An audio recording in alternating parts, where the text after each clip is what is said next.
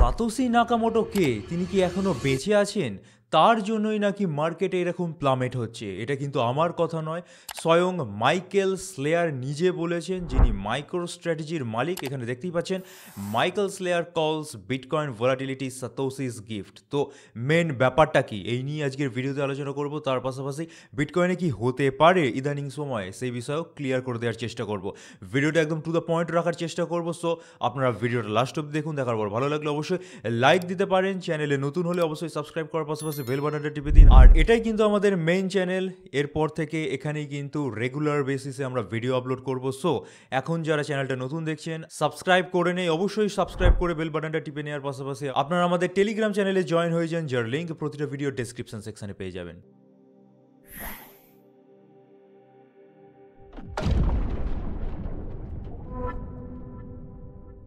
আচ্ছা, ভিডিওর স্টার্টিংয়েই বলে রাখি, এই চ্যানেলটা কিছু কারণবশত আমরা কয়েকদিন বন্ধ রেখেছিলাম। আবার কিন্তু এখানে আমরা পুনরায় ভিডিও আপলোড করা শুরু করব আজ থেকে কন্টিনিউয়াসলি। কিন্তু এই চ্যানেলেই ভিডিও আপলোড হবে, 2.0 চ্যানেলেও কিন্তু মাঝে সাঝে আমরা ভিডিও আপলোড করব। এবার এই চ্যানেলটাকে কিন্তু আমরা একটু রিব্র্যান্ডিং করতে চলেছি, অর্থাৎ লোগোটা পরিবর্তন করব, ব্যানারে পরিবর্তন আসবে। তো আমাদের নতুন লোগো কিছুটা এরকম বানানো হয়েছে, অর্থাৎ বং ক্রিপ্টো 2.0 চ্যানেলের যেমন লোগো, প্রায় সেরকমই লোগো, 2.0টা নেই শুধু। এবং এই লোগোটার পাশাপাশি আমরা এই ব্যানারটা বানিয়েছি, যেটা কিন্তু আপনারা এই লোগো সেকশন এবং ব্যানার সেকশন এরপর থেকে দেখতে পাবেন। এবং আমাদের যত অথেন্টিক টেলিগ্রাম চ্যানেল বা প্রিমিয়াম চ্যানেল আছে, সেখানেও কিন্তু এই নতুন লোগোটা আমরা অ্যাজ আ অথেন্টিক লোগো হিসেবে ইউজ করব। সো এই লোগোটা কেমন হয়েছে অবশ্যই আপনারা কমেন্ট সেকশনে জানাতে পারেন। এবার আমরা চলে আসছি ভিডিওর মেন টপিকে, বিটকয়েনে কি হতে পারে এবং সাতোশি নাকামোটো কি এখনো বেঁচে আছেন এবং তার জন্য কি মার্কেটে এই ক্র্যাশ, সেটা বোঝানোর চেষ্টা করব। তো ফার্স্টে আমরা একটু টেলিগ্রামে চলে আসছি। টেলিগ্রামে কিন্তু আপনাদেরকে বারবারই বলা হয়ে থাকে জয়েন হয়ে যান, কারণ সেখানে আমরা একদম রিয়েল টাইম আপডেট দিয়ে থাকি। তো এখানে বিটকয়েনের ওয়ান ডে চার্টের অ্যানালিসিস কিন্তু আমরা গতকালই পাবলিশ করে দিয়েছিলাম, যেটা কিন্তু এখনো ভ্যালিড আছে এবং আজকে ভিডিওতে কিন্তু সেটাই কভার করবে। এ বাদে ইউএসডিটি ডমিনেন্স, অর্থাৎ স্টেবল কয়েনগুলোর ডমিনেন্সের বিষয়ে কভার করবে এবং অল্ট কয়েনগুলোর ব্যাপারে আশা করি ক্লিয়ার হয়ে যাবে সেখান থেকে। তো ফার্স্টে আমরা চলে আসছি বিটকয়েনের চার্টে। এখানে এক্সট্রা করে দেখানোর মতো কিচ্ছুটি নেই। কালকে যেমনটা কভার করেছিলাম যে $85,000 রিজিয়ন কিন্তু বিটকয়েন এখন হোল্ড করতে পেরেছে। প্রাইস একবার $80,000 কাছাকাছি পড়ে গেলেও আমরা ম্যাক্সিমাম প্রবণতা দেখছি এখান থেকে বিটকয়েন খানিকটা হলেও বাড়ার। এবার কত অবধি বাড়তে পারে, আমি মনে করি $90,000 কাছাকাছি ইজিলি বিটকয়েনের প্রাইস চলে যেতে পারে। এবং সেখানেই দেখতে পাচ্ছেন একটা ডাইনামিক রেজিস্ট্যান্স আছে। সো সেখান থেকে আবার কিন্তু বিটকয়েনের প্রাইস তলার দিকে নামতে পারে। এবং কত অবধি নামতে পারে, ফার্স্টে 85,000, তারপর মার্কেট সিচুয়েশন খুব বিরূপ হয়ে গেলে $75,000 কাছাকাছি বা $72,000 কিন্তু টাচ করে যেতে পারে। সো বিটকয়েনের মধ্যে ডেঞ্জার সিচুয়েশন এখনও কাটেনি, সাময়িক সময়ের জন্য পাম্প হচ্ছে, যেটা কিন্তু পরবর্তীকালে আবার ডাম্পে কনভার্ট হয়ে যেতে পারে। অর্থাৎ আপনারা ধরে চলতে পারেন যে একটা ইলংগেটেড প্লামেটের মধ্যে সামান্য পাম্প হচ্ছে। তো এই হয়ে গেল বিটকয়েনের ব্যাপার। আমরা যদি একটু স্টেবল কয়েনের ডমিনেন্সের দিকে চলে যাই, এবং স্টেবল কয়েনগুলোর মধ্যে ইউএসডিটি ডমিনেন্সটা দেখা প্রয়োজন। তো এখানে আমি দেখিয়ে দিয়েছিলাম যে এখানে কিন্তু একটু ভাববার বিষয় আছে। ফার্স্ট আমরা একটু 1 উইকের চার্টে শিফট হয়ে যাচ্ছি, যাতে করে আপনাদেরকে ভালোভাবে দেখানো যায়। তো ফার্স্ট আমরা ভেবেছিলাম যে মোটামুটি 5%-এর রিজিয়ন থেকে এখান থেকে ড্রপ হবে, হয়নি, বেরিয়ে গেছে। আবারও দেখা যাচ্ছে যে 6%-এর যে গন্ডিটা ছিল তার উপরে বেরিয়ে গেছে। এবার এখানে দুটো প্রবণতা তৈরি হয়েছে, আপনারা ইজিলি বুঝতে পারছেন যে টেকনিক্যালিটির বিচার এখানে কিন্তু ডবল বটম টাইপের তৈরি হয়েছে, যেখান থেকে ম্যাক্সিমাম টাইম টেকনিক্যালিটির বিচারে দেখে থাকা যায় যে এই যে সাপোর্ট পার্সেন্টেজ রিজিয়নটা 6% বা 6.2%-এর আশেপাশে আছে, সেখান থেকে রিটেস্ট হয়ে আবার বাড়তে আরম্ভ করলো। এবার অল্ট কয়েনগুলোর ডমিনেন্স যদি এই হারে বাড়তে থাকে, তাহলে বিটকয়েন সমেত বাকি অল্ট কয়েনগুলোর জন্য চরম বিপদ অপেক্ষা করছে। সো এখান থেকে আপনারা ক্রস ফিঙ্গার করুন যাতে ডবল বটম প্যাটার্ন কোনোভাবে কার্যকরী না হয়। এবং এখান থেকে যদি পড়তে আরম্ভ করে, যেহেতু উইকলি চার্ট পড়তে টাইম অবশ্যই নেবে, 2-3 সপ্তাহ হয়তো লাগিয়ে দিল, বাট 5%-এর কাছাকাছি আসাটা মোস্ট ইম্পর্টেন্ট। স্টেবল কয়েনের ডমিনেন্সের মধ্যে আমরা যদি প্লামেট দেখতে পাই, তখনই কিন্তু আলটিমেটলি গিয়ে অল্ট কয়েনগুলো পারফর্ম করবে। তার আগে কোনোভাবেই অল্ট কয়েনগুলো কিন্তু পারফর্ম করে উঠতে পারবে না ঠিকঠাক। মাঝে সাঝে যদি একটা কয়েন বাড়বে, সেটা স্বাভাবিক। এবার আমরা চলে আসছি যে সাতোশি নাকামোটো কি বেঁচে আছেন, বা তার কারণের জন্য কিন্তু মার্কেটে এইরকম ডাম্প আসছে। কারণ এটা আমার বক্তব্য নয়, মাইকেল স্লেয়ার নিজে বলেছেন। Michael Saylor calls bitcoin volatility Satoshi's gift despite 41% strategy stock decline.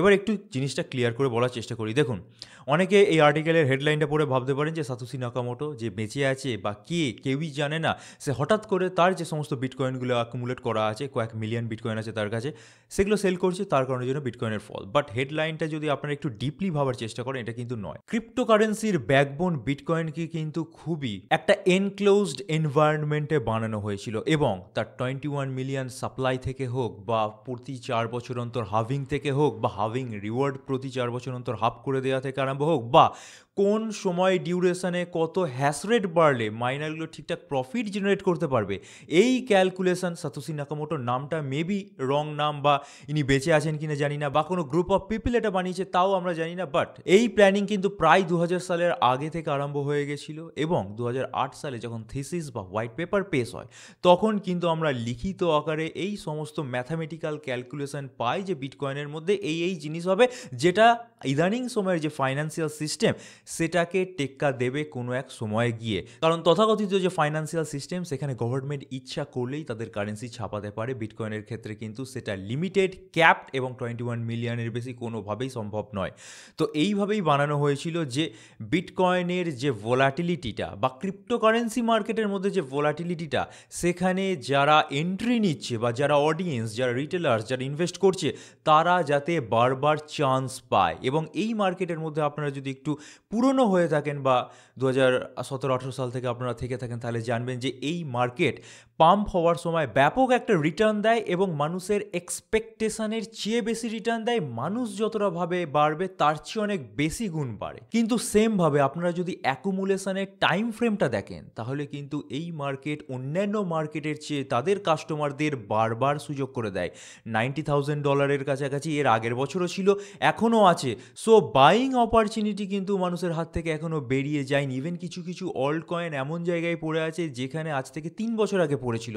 So সেই সব কয়েনগুলোর মধ্যেও কিন্তু বাইং অপরচুনিটি আছে। এবার সাধারণ রিটেলারদের মধ্যে এটাই ভয়, যেখান থেকে আরও পড়ে যেতে পারে। বিয়ার মার্কেট শুরু হয়ে গেলে কি হবে, এই যে ভয়টা, সেটাকে কোনোভাবে তারা ওভারকাম করে উঠতে পারে না বলে যে পোটেন্সিয়াল রিটার্নটা জেনারেট করার তাদের ক্যাপিটালের, সেটা করে উঠতে পারে না। বাট এই মার্কেট আমার মতে অন্যান্য বন্ড, স্টক, আরও যে সমস্ত গোল্ডের মার্কেট আছে তার চেয়ে সবচেয়ে বেশি মানুষকে চান্স দেয়। আমি পড়ে আছি 90,000, আগের বছরও পড়েছিলাম 90,000, তো আমাকে কেন? মানুষ ভয়ের বসে কিনতে পারেন, এটা ঠিকই, বাট যখন রিটার্ন দেয় তখন এক্সপেকটেশনের চেয়ে বেশি রিটার্ন দেয়। এবং সেটাই কিন্তু মাইকেল স্লেয়ার এখানে বোঝানোর চেষ্টা করেছে। তার স্টক অলরেডি 41% প্লামেট করে গেছে, শুধুমাত্র এরা বিটকয়েন হোল্ড করে এবং বিটকয়েনের প্রফিটের ওপর এদের কোম্পানির ভ্যালুয়েশন নির্ভরশীল। এটা আগের দিনই বলেছিলাম যে ফেস ভ্যালুটা কমে গেছে রিয়েল ভ্যালুর চেয়ে। তো এখানে বলছে আমার ভ্যালুয়েশন ডিক্লাইন হয়ে যাক না হয়ে যাক, আমার পার্থক্য পড়ে না। এই মার্কেটের মধ্যে এটাই একটা অভিনব বিষয়, যেটা সাতোশি নাকামোটো নামক পার্সন বা গ্রুপ অফ পার্সন 2008 সালে ক্রিয়েট করে গেছিল, যে বারবার বাইং অপরচুনিটি মানুষকে দেয়। সো আমি কিন্তু বাই করব।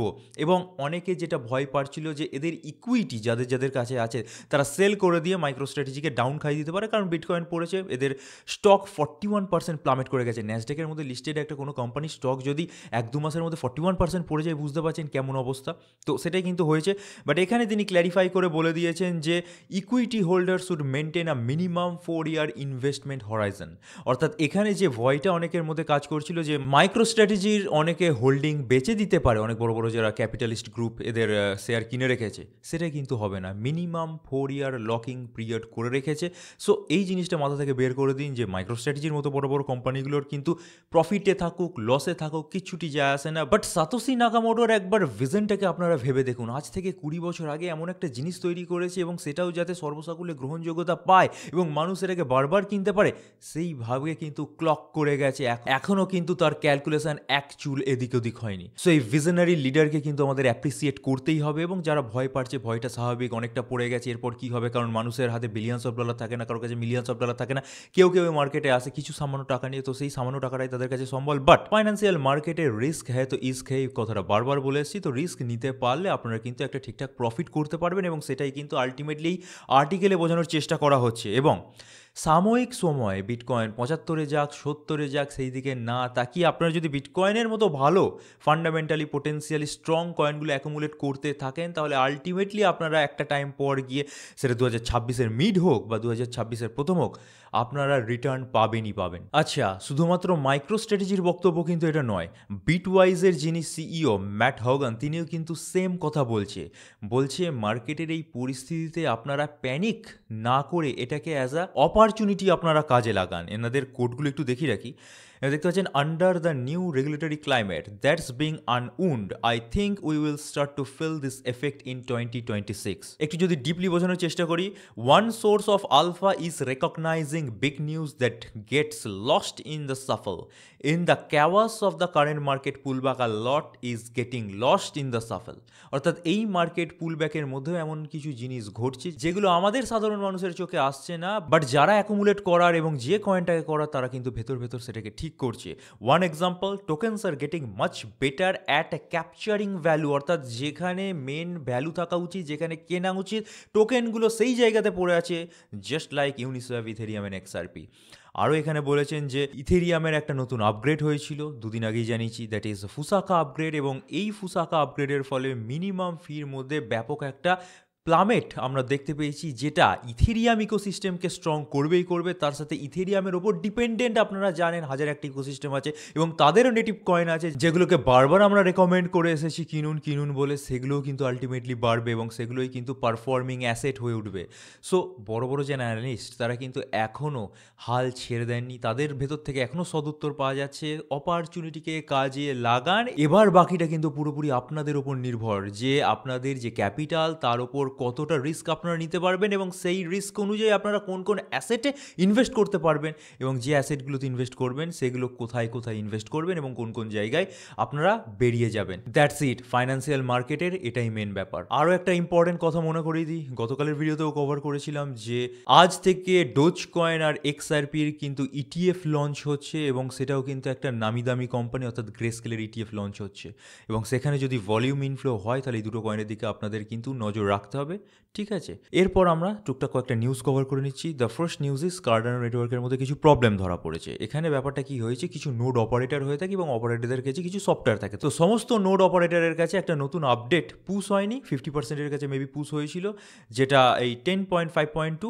বাকি নোড অপারেটরদের কাছে পুরনো ভার্সন আছে। তো হয়েছে কি, যে ট্রানজ্যাকশনগুলো ইনিশিয়েট হচ্ছে সেগুলো এই নতুন নোড অপারেটররা পাস করে দিচ্ছে, বাকি 50% অপারেটর পাস করছে না, সেইভাবে কিন্তু নেটওয়ার্কের মধ্যে একটা কনজেশন চলে এসছে। এবার এটা কিন্তু একটা আউটার লেয়ারে হয়েছে এবং কার্ডানোর করে কোনো রকম প্রবলেম হয়নি, বাট এটা যখন হয়েছে তখন অনেকেই কিন্তু আসবে যারা কার্ডানোকে হ্যাক করার চেষ্টা করে এবং সেটাই কিন্তু হয়েছে। এখানে দেখতেই পাচ্ছেন একজন পুরনো কার্ডানোর টেস্টনেট পার্টিসিপেন্টস, এখানে ইনসেন্টিভাইজ টেস্টনেট পার্টিসিপেন্টস, এরা appear to be an initiator the person operator under the pseudonym Homer J. ইনি একটা ভুয়ো ট্রানজ্যাকশন ইনিশিয়েট করেছে যেটাকে পাস করে দিলে কিন্তু কার্ডানোর করে প্রবলেম হতে পারে। সো কার্ডানো রিলেটেড একটু প্রবলেম হয়েছে, যদিও করে কোনো রকম প্রবলেম হয়নি। সো কার্ডানো কয়েনটাকে একটু নজরে রাখুন আপনারা, মেবি প্রাইসে কোনো রকম এফেক্ট পড়বে না, কারণ চার্লস হফকিনসন এনার যিনি ফাউন্ডার তিনি কিন্তু বলছে এখনও সিচুয়েশান হাতের মধ্যে আছে, আমরা কন্ট্রোল করে নেবো, কারণ আউটার লেয়ারে প্রবলেম হয়েছে, এটা ঠিক হয়ে যাবে। বাকি যাদের কাছে আপডেট যায়নি তাদের কাছে আপডেট পুশ হলে এই ধরনের ভুয়ো ট্রানজ্যাকশন কিন্তু পাস হবে না। আচ্ছা, চলে আসছি আমাদের লাস্ট নিউজে। আজ ডিসেম্বরের 24 তারিখ এবং মোটামুটি আপনারা ডিসেম্বর মাস অবধি বেশ ভালো ভালো কিছু টোকেনের আনলক শিডিউল আছে, দেখিয়ে রাখছি। ফার্স্ট যেটা মেন আনলক হবে আজকের ডেটে হবে হাইপ টোকেন, প্রায় 3.66% সাপ্লাই আসবে। এবারে এখানে এক্সপিএল জুপ এই ধরনের কিছু কয়েন আছে। মেন হাইপ টোকেনটা ভালো টোকেন, সেই জন্য দেখিয়ে রাখলাম, একটু বেশি আসবে, তো হাইপ টোকেনের মধ্যে একটু প্রাইসে প্লামেট আমরা মেবি দেখতে পেতে পারি, তাও আপনারা নজর রাখবেন। আর এখানে ভালো ভালো কিছু টোকেন আছে, যে ভালো ভালো টোকেনগুলো ম্যাক্সিমাম দেখবেন যখন আনলক হয় 0.09%, অর্থাৎ এইটুকুনি যদি সাপ্লাই আসেও খুব একটা হেরফের পড়ে না। তো এরকম ডাব্লিউএলডি, ডোজ, অ্যাস্টাই, অ্যাভাক্স, ইথফাই, জেডিসি এই ধরনের কিছু টোকেন আছে যেগুলো 0.07 থেকে 1%-এর কাছাকাছি আনলক শিডিউল।